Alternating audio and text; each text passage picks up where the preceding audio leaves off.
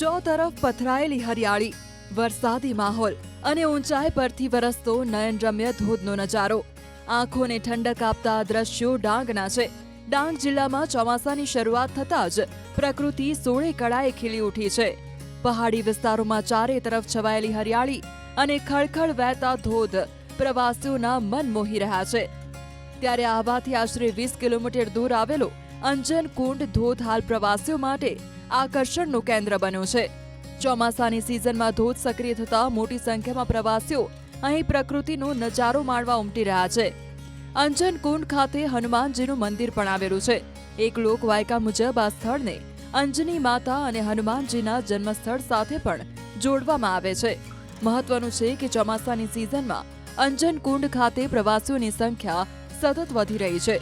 પરિવાર સાથે આવતા લોકો હોય કે મિત્રો સાથે ફરવા આવતા યુવાનો, સૌ કોઈ અંજન કુંડના કુદરતી સૌંદર્યથી મંત્રમુગ્ધ બની રહ્યા છે.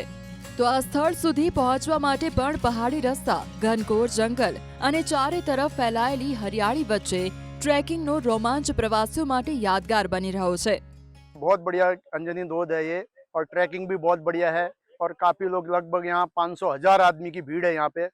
सब लोग आ रहे हैं और बहुत इंजॉय कर रहे हैं, और बढ़िया एक्सपीरियंस भी बढ़िया है. और यहाँ का जो प्राकृतिक वातावरण है वो बहुत बढ़िया है, और लोग बहुत बहुत बढ़िया यहाँ के, और खाने की सुविधा बहुत अच्छी है.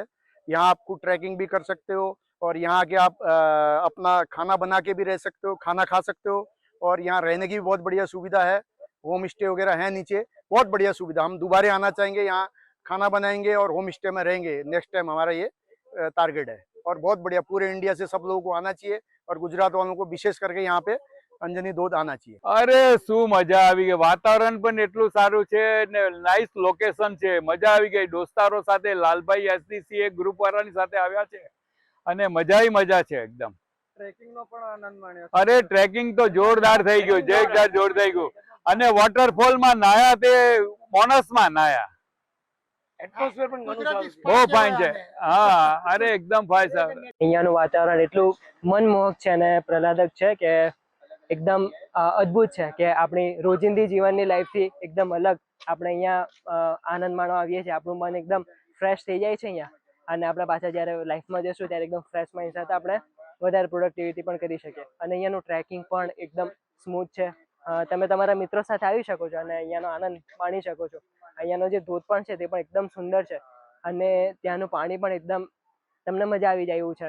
તો અહીંયાની હરિયાળી માણવા તમારે ચોક્કસપણે એકવાર તો એટલીસ્ટ આવવું જ જોઈએ. તમારા ફેમિલી સાથે કે મિત્રો સાથે તમને મજા આવી જશે.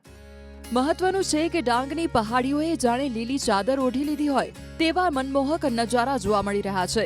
ડાંગ જિલ્લામાં ખાસ કરીને ચોમાસામાં સક્રિય થતા અનેક ધોધ પ્રવાસીઓ માટે આકર્ષણનું કેન્દ્ર બને છે. ત્યારે આવાથી માત્ર 20 કિલોમીટર દૂર આવેલો અંજન કુંડ ધોધ પણ હાલ પ્રવાસીઓની પહેલી પસંદ બન્યો છે.